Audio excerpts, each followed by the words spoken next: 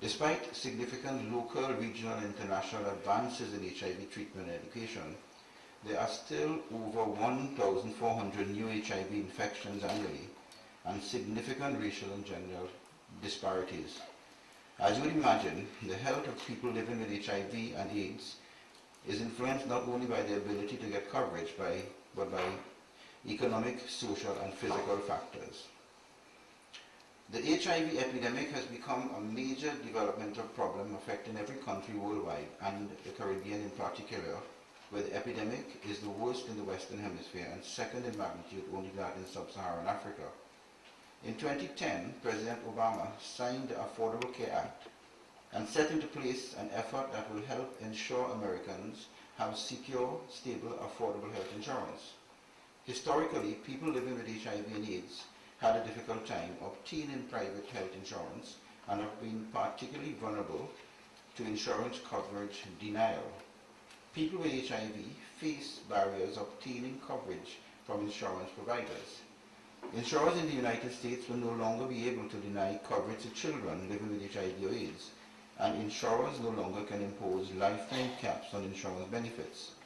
These changes will begin to improve access to insurance for people living with HIV and AIDS and other disabling conditions, and assist people with these conditions to obtain and retain their coverage. Since the leading countries of the world are recognizing the need to legislate this, then we in the region must begin to look at the present situation regarding HIV/AIDS and start having conversations about the future of healthcare. Because when we look at the strides that have been made with regard to treatment and care for HIV patients, and if we consider that with early detection and care, many persons have continued to live long and productive lives while having HIV/AIDS, is it not unimaginable that in the not-too-distant future, and with continued education, HIV/AIDS will not be seen as a death sentence as it is today? We must recognize that because HIV and AIDS is a social and economic developmental issue, neither national development nor people's well-being will be attained if the young, productive human capital is under constant threat of dying or having a poor quality of life beset by opportunistic infections and stigma and discrimination that is associated with HIV due to insufficient access to management, example, insurance coverage.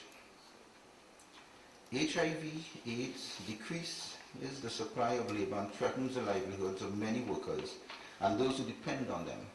The size of the labor force in 32 African countries will be 5% and 35% smaller by 2020 than it would have been without HIV/AIDS. Its impact in our Caribbean setting will be instructive for national developmental planning. In many cases, we know that people die of AIDS and HIV because they wait too long to be investigated and managed. This happens because within the Caribbean region, we still have a lot of work to do to eliminate the stigma and discrimination against people with HIV/AIDS. AIDS does not discriminate with social class or status.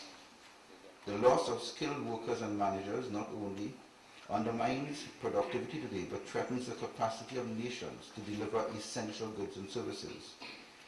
It is within this context, ladies and gentlemen, that we as a region must focus on building capacity to care and support persons living with HIV/AIDS.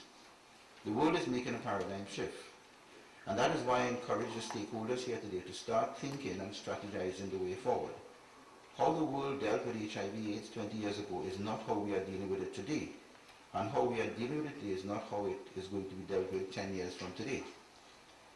It is pertinent to note that in many countries, other countries, Trinidad and Tobago has initiated efforts to find a stable and efficient healthcare financing system that will improve access for all population sectors, removing financial barriers to seeking healthcare, and promote improvement in the quality of an appropriate volume and mix of private-public healthcare.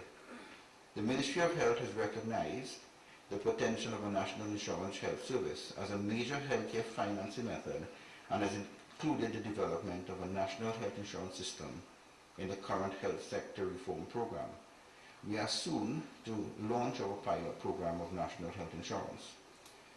In accordance with the conventional concept, the national health insurance system will be a social insurance system That is a mechanism for financing and managing healthcare through the pooling of health risk of the population on the one hand and the financial contribution of enterprises, households and the government on the other.